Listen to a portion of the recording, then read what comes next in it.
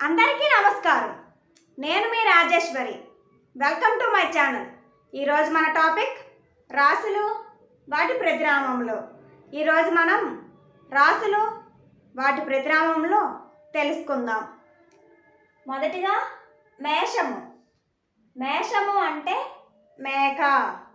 రెండవది వృషభము అంటే ఎద్దు. మూడవది మిథునము అంటే దంపతులు. నాలుగవది కర్కాటకము అంటే ఎండ్రకాయ. ఐదవది సింహము అంటే సింగము. ఆరవది కన్యారాశి అంటే పడుచు. ఏడవది తులారాశి అంటే త్రాసు.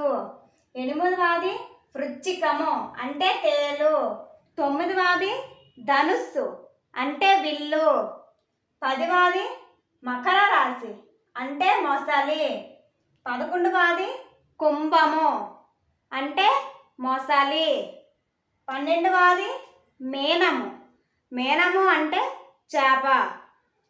వీటిని రాసులు వాటి ప్రతినామములు అంటారు. ఈ ఇన్ఫర్మేషన్ మీకు వర్త్ అనిపిస్తే like, share, subscribe. Thank you all.